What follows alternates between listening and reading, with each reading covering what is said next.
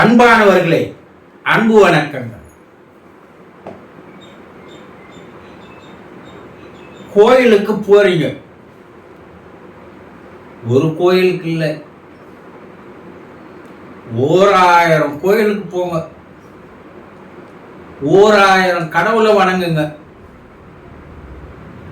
அதனால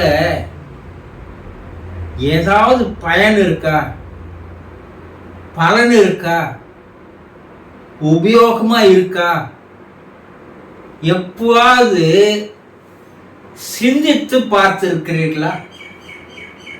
கிடையாது.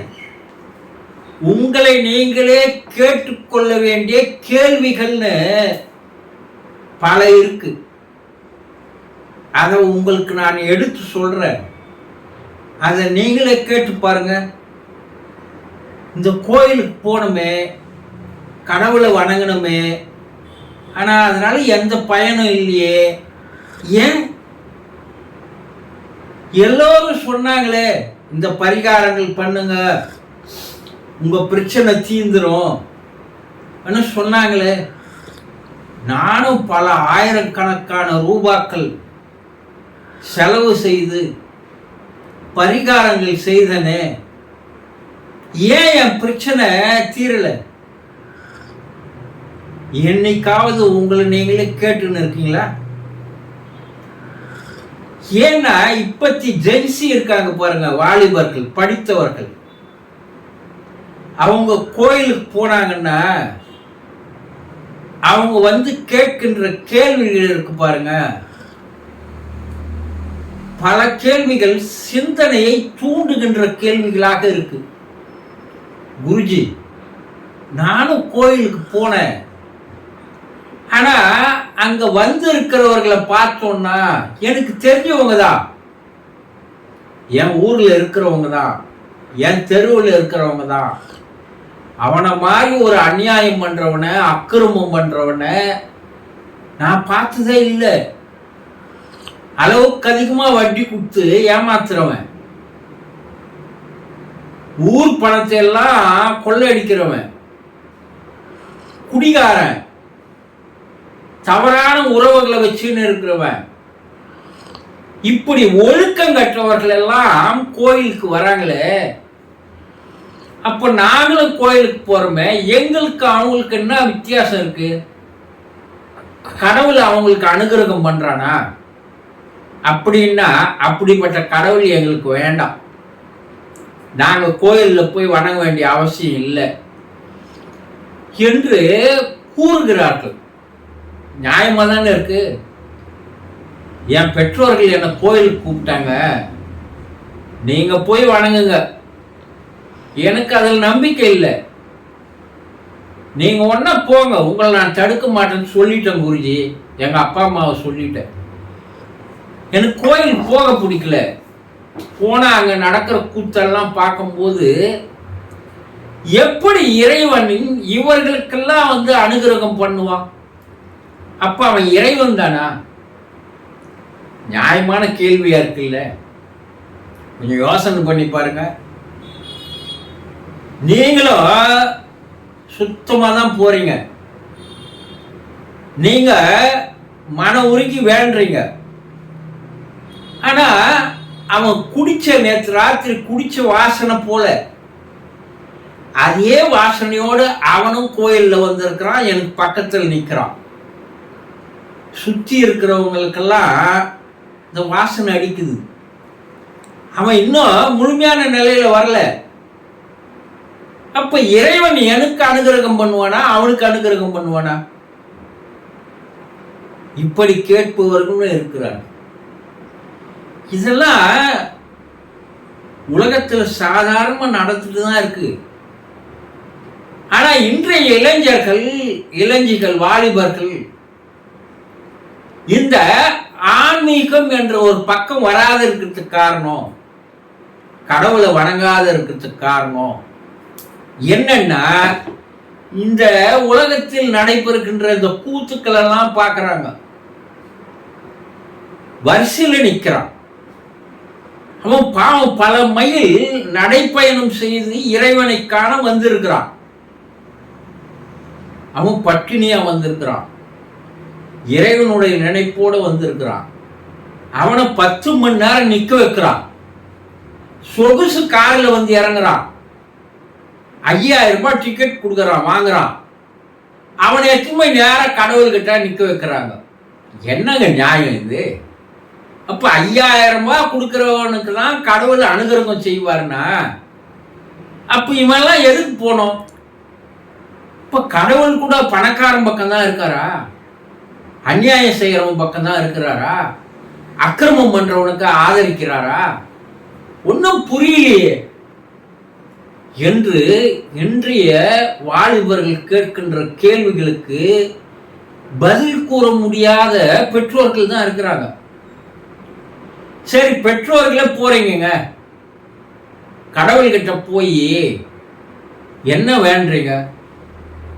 எப்பா என் கஷ்டத்தை போக்கு, என்னுடைய துன்பத்தை போக்கு, என்னுடைய துயரத்தை போக்கு, என்னுடைய வறுமையை போக்கு, இப்படிதானே எல்லாம் வேண்டீங்க. இந்த கஷ்டத்தை அவன் தான் கொடுத்தானா? துன்பத்தை அவன் தான் கொடுத்தானா? துயரத்தை அவன் தான் கொடுத்தானா? கவலையை வேதனையை அவன் தான் கொடுத்தானா? அதுக்குதான் அவன் உட்காந்துக்கிறானா? யோசனை பண்ணி பாருங்க. ஆனா அங்க போய் வியாபாரம் பண்றோம். நீ எனக்கு இதை செய்தா நான் உனக்கு செய்யறேன், அவங்கிட்ட டீல் பேசுறோம். என்ன ஒரு அநியாயம்! கடவுளை எந்த அளவுக்கு ஒரு கீழ்த்தரமான புரோக்கரா மாத்திடுறோம். என்னடா கடவுள்கிட்ட இப்படி எல்லாம் நம்ம பேசலாமா? எப்பவாவது யோசனை செய்து பார்த்திருக்கிறீங்களா? கிடையவே கிடையாது. ஆனா நீங்க என்ன வேஷம் போட்டாலும், என்ன நினைப்போடு போனாலும், உங்களுடைய மனது காலியாக போகாமல், உங்கள் மனம் இறக்காமல், மனம் செயல்படாமல் இருந்தால்தான் கடவுளுக்கும் உங்களுக்கும் ஒரு தொடர்பே ஏற்படும். மனசுல 1000 விதமான விரோத மனப்பான்மை, பகை உணர்வு, பேராசை, காமத்தினுடைய உச்சம், மற்றவனை பழித்திருக்கலாமா, மற்றவனை ஏமாற்றலாமா என்ற எண்ணம், எவ்வளவு அழுக்குகள், அசிங்கங்கள், இவ்வளவு சாக்கடியும் மனசுல வச்சுட்டு நீ தெய்வத்துக்கு கண்டாடி போய் நின்னா உன் மனசுல இருக்கிற துர்நாற்றம் தான் அந்த கடவுளுக்கு அடிக்குமே தவிர அவன் முகத்தை திருப்பிக்குவான், உன்னை பார்க்கவே மாட்டான். எதா நீங்க மனசாட்சி பிரகாரம் சொல்லுங்க, நான் மனம் தூய்மையானவன் சொல்ல முடியுமா உங்களால? இன்றைய காலகட்டத்தில் கோயில்ல போற யாருக்குமே மனம் என்பது தூய்மையே கிடையாது. ஏதோ ஒன்றை நிறைவேற்றிக் கொள்வதற்காக தான் நீங்க அங்க போறீங்க. அதுல செல்ஃபிஷ், சுயநலம். அப்போ இறைவன் உங்களை எல்லாம் ஆதரிக்கதாக இருக்கிறான்னு வச்சுக்கோங்க. அப்போ மற்றவர்களுக்கு இறைவன் மீது ஒரு வெறுப்பம் வருகிறது அல்லவா? அப்போ எப்போது மனம் இல்லாமல் போகிறீர்களோ, இந்த மனசுல இருக்கிற குப்பைகளை, அசிங்கங்களை, அழுக்குகளை, சாக்கடைகளை, இதையெல்லாம் எப்போது நீங்கள் அப்புறப்படுத்தி விட்டு மனம் இல்லாத ஒரு நிலை, மனம் இறக்கும் நிலை, இந்த மனம் இறந்ததுன்னா உங்களுக்குள்ளே இருக்கின்ற அந்த தெய்வம் உங்களுக்கு தானாக ஒளி வீச ஆரம்பித்து விடும். ஆனா நீங்க உங்களுக்குள்ளேயே அந்த தெய்வம் இருக்கிறது என்பதை புரிந்து கொள்ளாததால் தான் அவனை ஒரு வியாபார பொருளாக, நீங்க கேட்கறதெல்லாம் செய்து வைக்கக்கூடிய ஒரு வேலைக்காரனாக, ஒரு ஊழியனாக அவனை நினைக்கிறீங்க பாருங்க. அவனை அசிங்கப்படுத்துகிறீர்கள், அவனை மட்டம் தட்டுகிறீர்கள். அப்படி இருக்கும்போது அவன் உங்களோடு தொடர்பு கொள்வானா? கொஞ்ச நாள் யோசனை பண்ணி பாருங்க. ஆனா நீங்க கோயில் கோயிலா ஏறி இறங்குற குருஜி, எந்த கடவுள் எனக்கு கண்ணு திறக்க மாட்டேன்றானே.